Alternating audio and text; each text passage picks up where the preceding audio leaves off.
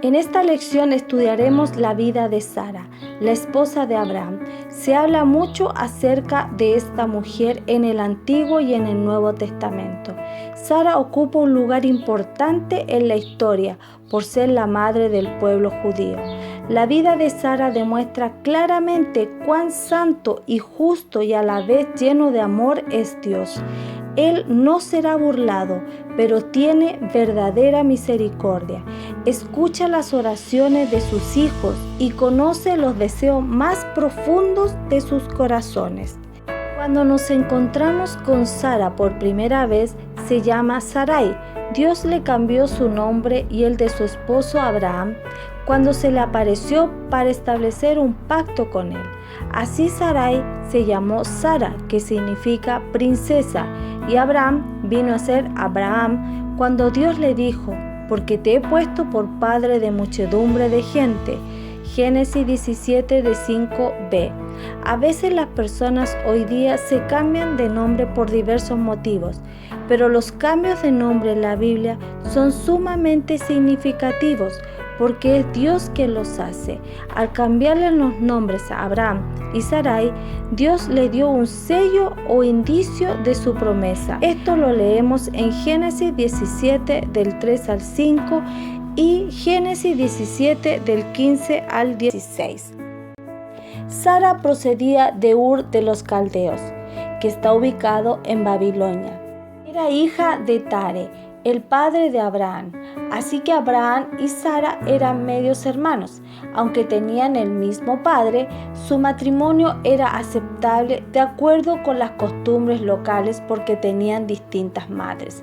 En Génesis 20:12. Sara fue única porque ella y su esposo fueron los padres de la raza judía. Sin embargo, procedían de una cultura idólatra. Y hasta su padre Tare adoraba a otros dioses según Josué 24:2. En aquella época no había distinción entre judíos y gentiles, porque la nación judía aún no existía. Así Abraham fue el primer hombre reconocido como hebreo. En Génesis 14:13, esto ocurrió después de que Dios le prometió hacer de su descendencia una gran nación. Pero Jehová había dicho a Abraham: vete de tu tierra y de tu parentela y de la casa de tu padre, a la tierra que te mostraré, y haré de ti una nación grande, y te bendeciré, y engrandeceré tu nombre, y serás bendición. En Génesis 12 del 1 al 2. En Génesis 17 del 15 al 16 cuenta del cambio de nombre de Sarai. La tradición hebrea describe a Sara como la mujer más perfecta después de Eva, a quien se le llama la madre de todos los vivientes. Sara recibe el título de madre de naciones. Sin duda alguna, Sara es una de las mujeres más importantes de la historia mundial. ¿Qué hizo que Sara fuese una mujer tan importante y excepcional? Un factor esencial fue su fe. En Hebreos, el capítulo 11:11 dice: por la fe también la misma Sara, siendo estéril, recibió fuerza para concebir y dio a luz aún fuera del tiempo de la edad, porque creyó que era fiel a quien le había prometido. ¿Se da cuenta del secreto? Sara sabía que Dios permanecería fiel a su promesa.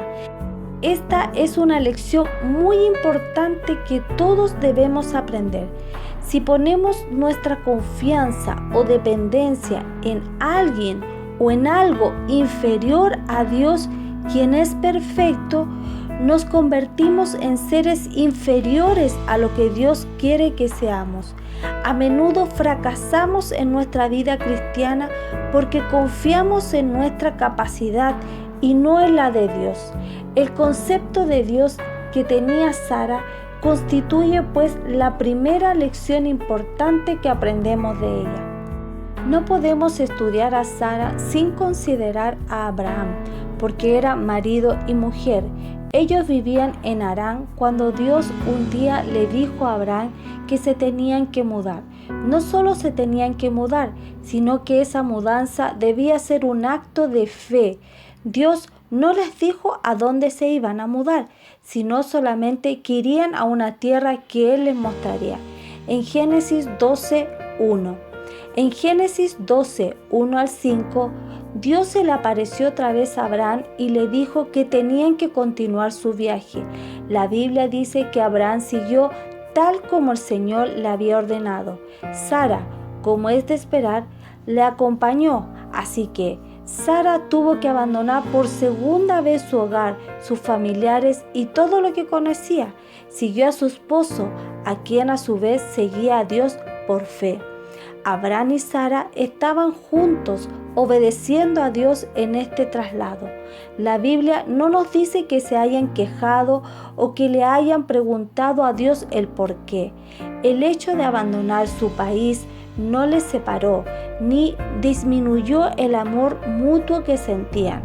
La Biblia no nos da ningún indicio de que Sara quisiera regresar, más bien se la elogia a través de la Escritura debido a su reverencia y obediencia a su esposo. A donde quiera que fuese Abraham, su prosperidad aumentó y se convirtió en un hombre muy rico. Ni las riquezas ni su posición dividieron el compromiso mutuo de Abraham y Sara. Hoy en día muchos matrimonios se desploman cuando ya sea el marido o la esposa obtienen un mejor trabajo o una educación superior. Podemos aprender del compromiso de Sara con su esposo.